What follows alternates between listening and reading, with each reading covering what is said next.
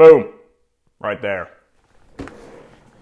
Aren't you happy you waited a month and a half for that? For people with lives and jobs, I'm referencing the Invisible Hand, General Grievous' starship from the hit film series Star Wars. You might remember it from the start of Revenge of the Sith. You know, Obi-Wan rips it in half and slams it down on Coruscant. Anakin scissors Christopher Lee. Grievous has bronchitis. You know what I'm talking about. Also, why did Grievous bring 2 Jedi to the bridge of his ship? He had their lightsabers for all of 3 seconds before they yanked them right back. No one thought of restraining R2 goddamn D2? He immolated 2 of your super battle droids 10 minutes ago. You got 4 hands. R2-D2 has 2 legs. Come on, General. Get in the zone.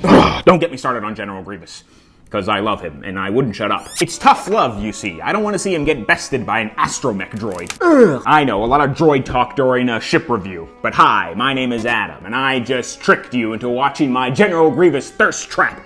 Invisible Hand, there's no "the" there. This is General Grievous. No, he's not a robot. He's an alien in a robot body. But he hangs out with a bunch of robots on his big floating clubhouse called the Invisible Hand. Now, believe it or not, I know so much about this ship because I've actually been there. Used to fly for the 501st back in the day. I'm actually the one who blew it up.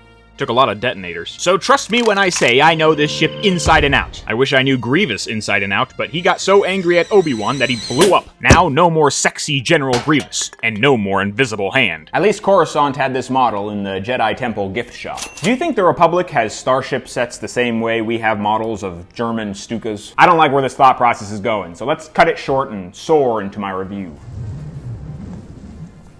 LEGO Star Wars has launched their Starship Collection, mini-ish models of famous Star Wars ships, and after getting the Invisible Hand, I want to get them all. I own that rare Nebulon model they made a while back and always appreciated its size. It's not too large to ruin your wallet, but also not too small to feel like a gimmick. This newfangled medium size is perfect to capture all the specific details these ships contain. You know how I love my greebling, and these sets get to showcase their texture without getting too obnoxious. Like, I know how to greeble on minifig scale, you just need a bunch of old gray wands. But on the medium scale, you gotta be selective with your bricks, because each piece has to resemble a zone of greebleness. It's a level of detail I love, utilizing placements that would seem obtuse on any other model, but fulfill multiple roles in these. A good example of this is actually on the Tantive model, a set that I don't own and have no right saying anything about. If these hinges were placed like this on any other model, I'd say, geez, cover those up. But on the Tantive, it looks perfectly intentional. I'm going on about this because that's my main takeaway on the Invisible Hand. Superb, specific piece placement,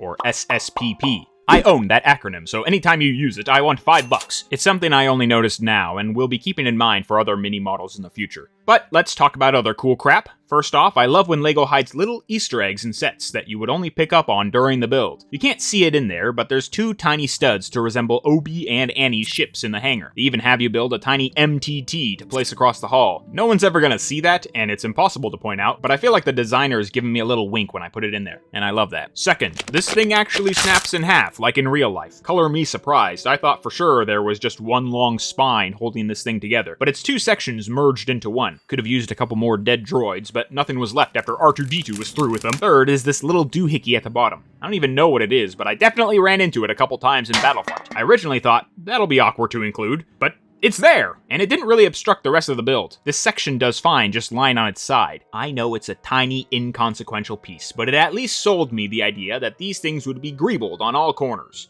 Except for maybe the bottom. The Invisible Hand is $50, and that ain't too bad for a more adult model, especially considering the rest of the Starship Collection was all over $70. $85 for the Falcon? How many times are you gonna make me greeble a radar dish, LEGO? Anywho, the Invisible Hand gets 4 thumbs up from me, and 2 legs up from R2-D2. If I went 2 legs up, this video would not be on YouTube. I know it's a little awkward for Big Loud Adam to review such a tiny model, but if I did a stupid satellite, I'm allowed to do the robot pirate ship. Don't you love it when I review sets made for attorneys? Well, at least it's Star Wars. That should give me a couple clicks. And also maybe some Grievous appreciators. I know you're out there, and I want you far the hell away from me, because Grievous is mine.